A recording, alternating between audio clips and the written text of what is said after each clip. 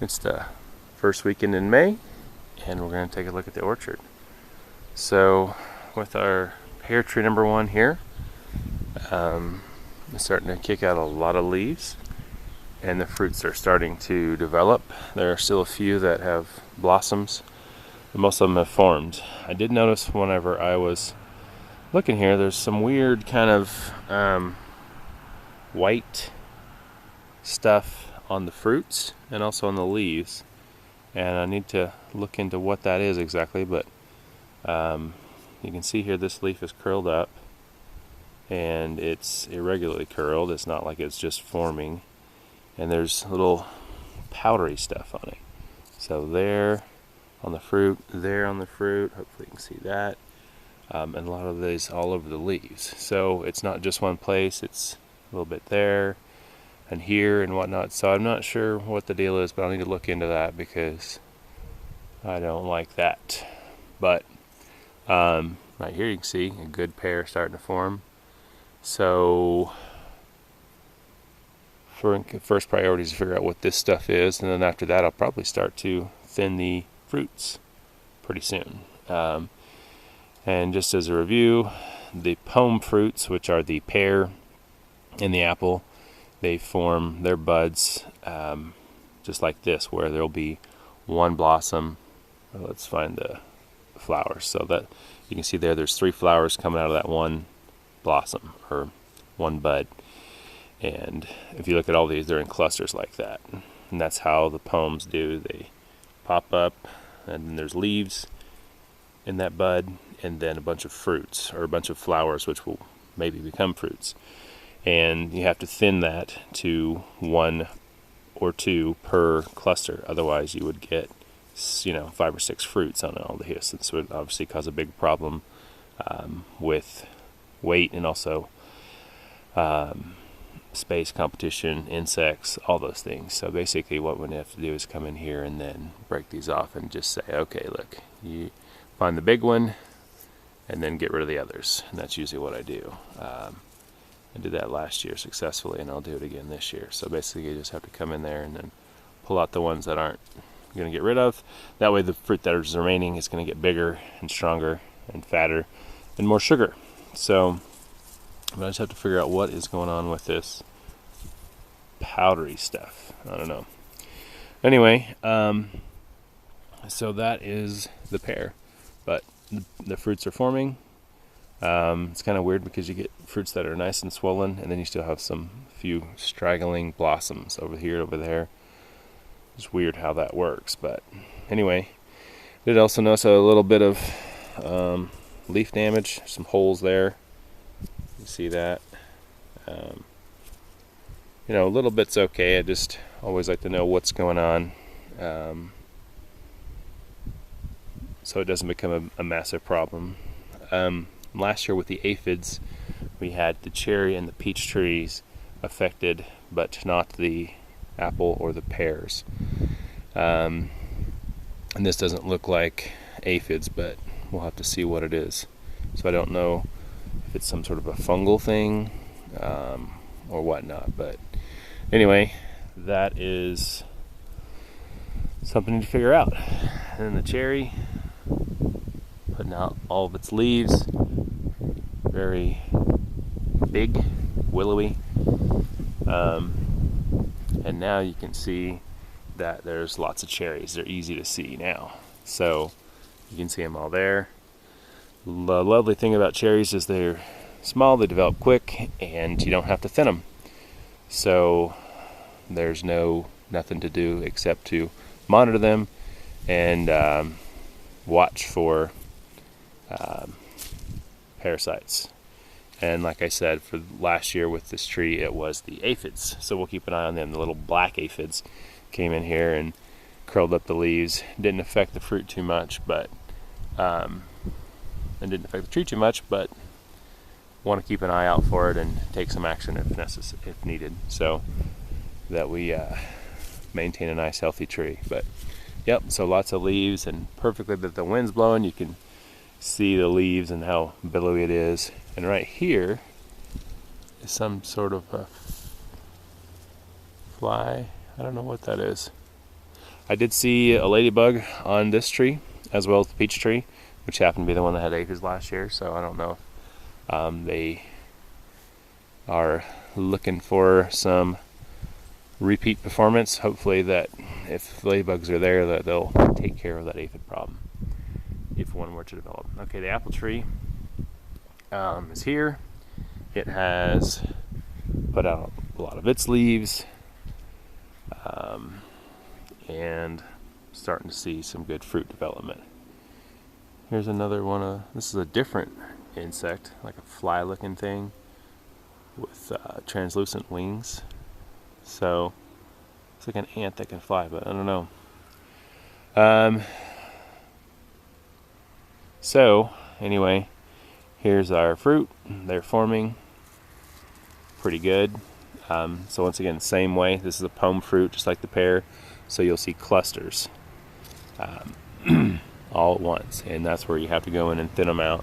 Otherwise, there would try to be 7 apples forming at one spot. So then there's a little baby ladybug right there. Just went from the I don't know what larval state, whatever, pupa, I don't remember, but they look almost like little black alligators when they're born as nymphs, and then they become the adult form, beetle, whatever. Anyway, so yeah, we've got some good fruit starting to set, which is good. We'll just let that go a little longer. They say ½ inch before we start to thin that. And then we go into our peaches, which the University Weekly newsletter, which is awesome, by the way, said this is a good time to start thinning peaches, or at least within the next couple weeks. Sooner the better. So the thing about the peach trees are they set so much fruit. I read one resource that said they can set up 10 times the number of fruit that they could actually handle, which is crazy, but not that hard to imagine. So you can see them here. It's a pretty good leaf or branch to see. So just for kicks, I counted what was on this branch. So this branch right here is the main one, which is about as thick as my finger.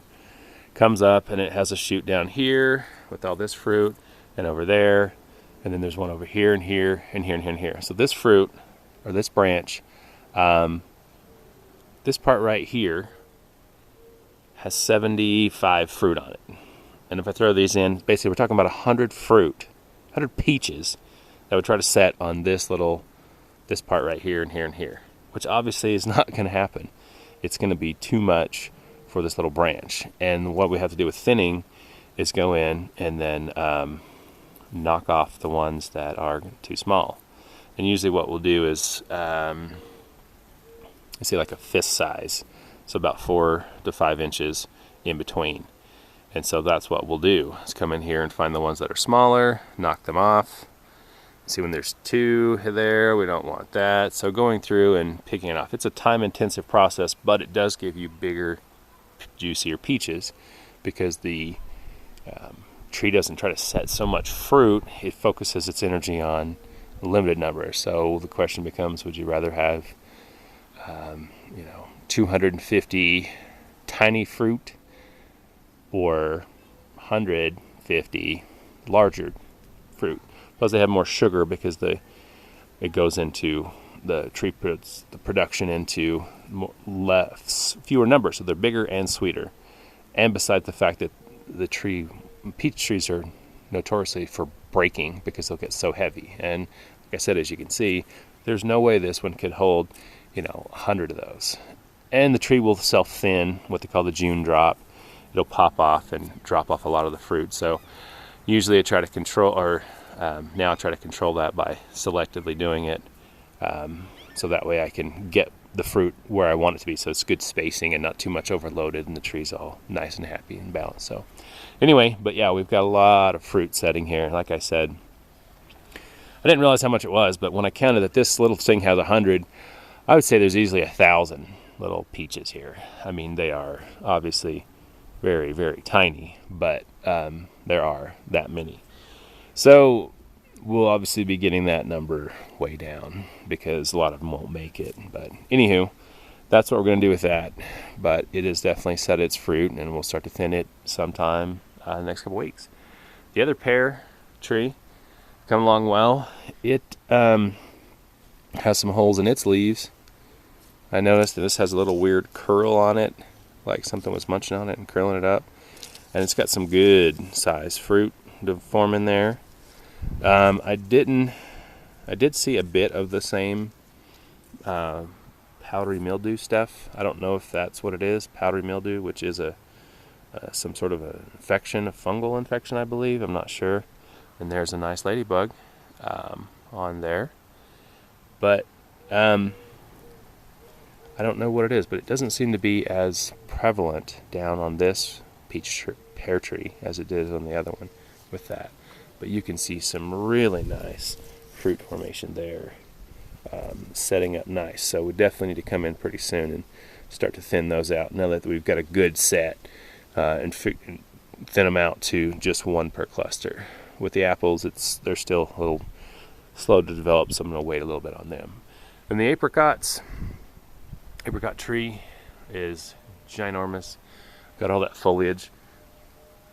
And I was looking at it, and I was having trouble finding where the apricots were. There was a bunch of them on there. And so then I looked around the ground, and I couldn't see them hardly anywhere. And then I started looking really close in the grass, and then I noticed them. And then I pulled them and grabbed them up here. So they're so tiny, you can't really notice them that much in the grass. But a lot of them fell in the grass because I figured I'd be able to pick them out on the bark, but actually, if you look really close, they are there. They just fall into the stuff. But anyway, these were the apricots that had formed. Obviously, they didn't make it because of the frost and all that. So now there's a whole lot less. I mean, literally, I could only see a couple of apricots. This really long one there. There's one set up there, and there was a couple others. But so I really don't see any. There was a lot of them that were up on the high there. Looks like they're all gone. So yeah, that's what happens. But other than that, it looks good. The leaves do have a little bit of wear and holes in them. Something I'm trying to be more diligent about this year, monitoring for pests instead of just watching the fruit develop and stuff, because the pests are what can impact the fruit as well as the tree itself. So a lot of growth. So now that I know that there's not going to be really any apricots, I can actually go and prune this back the way it should be. Now that I know that there won't be any fruit, I can change the way I prune. So anyway, that is it for this week. So we've got some things going on with some pests and stuff, and we'll have to look into that. We'll be spraying next week for codling moth for the apple tree to prevent that, and hopefully we'll be able to take some steps and prevent any problems so that we can get an excellent harvest this year and make sure that our trees stay healthy and happy. Thank you.